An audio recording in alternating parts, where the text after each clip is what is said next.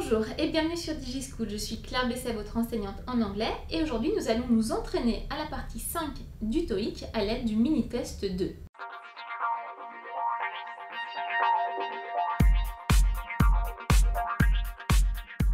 Alors ce mini-test sera composé de 4 questions qui sont significatives de ce que vous pourrez retrouver le jour du TOEIC. Je vous conseille de ne pas passer plus de 40 secondes par question, en pausant la vidéo par exemple. En effet, 40 secondes représente le temps optimal que vous devrez passer sur chaque question le jour du TOEIC. Vous aurez la correction immédiatement à la fin des questions et ensuite ce sera suivi par mes explications. À vous de jouer. Question 1. Question 2. Question 3. Question 4.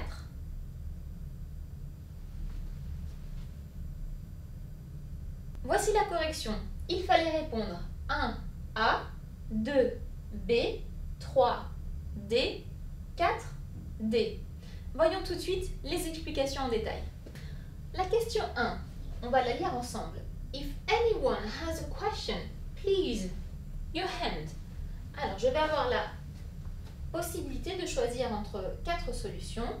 Raise, elevate, rise, reason.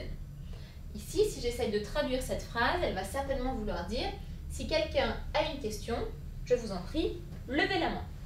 Alors, ici, on essaye clairement de nous piéger entre raise et rise. Alors, je vous rappelle que raise sera élever, rise sera s'élever. Donc ici, si je veux dire levez votre main, ce sera bien entendu la réponse A. Raise your hand. Donc ne confondez pas, à aucun moment on ne pourra dire elevate your hand. Et pour les réponses C et D, on va avoir rise et reason, qui est simplement une forme de rise. Ici, c'est impossible. Donc ce sera bien raise your hand. La question 2, lisons-la. Thanks to the new software, our accountant will not have to spend time on the invoicing. Donc je vais avoir le choix entre many, so much, too many, so many. Donc je vais essayer de traduire. Grâce à notre nouveau logiciel, notre comptable ne sera pas obligé de passer autant de temps sur la facturation. Alors ici, clairement, je vais devoir m'interroger sur le fait qu'on utilise many ou much. En effet, j'ai many, much, many, many. Il va falloir s'interroger sur le mot time. Est-ce qu'ici, on est dans une occurrence de time en nom dénombrable ou en nom indénombrable? Est-ce qu'il s'agit du mot time dans le sens fois, une fois, deux fois, trois fois, ou dans le sens temps, la notion indénombrable? Ici, on sera dans la notion indénombrable. Je ne peux pas compter le temps. Donc, facile, je vais éliminer tous les many qui vont fonctionner uniquement avec des noms dénombrables. La seule solution qu'il me reste est la réponse B, so much.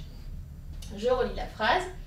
Thanks to the new software, our accountant will not have to spend so much time on invoicing. Question 3. I think I've lost my cell phone. I can't find it. J'ai le choix entre somewhere, everywhere, nowhere, anywhere. Je vais traduire la phrase. Je crois que j'ai perdu mon téléphone portable. Je ne le trouve nulle part. Alors ici, la première chose qu'on va remarquer, c'est que la phrase est au négatif. Can't. On sait qu'en anglais, il est quasiment impossible, ou en tout cas grammaticalement incorrect, d'utiliser une double négation. Donc je vais éliminer nowhere, puisqu'il y a également une négation.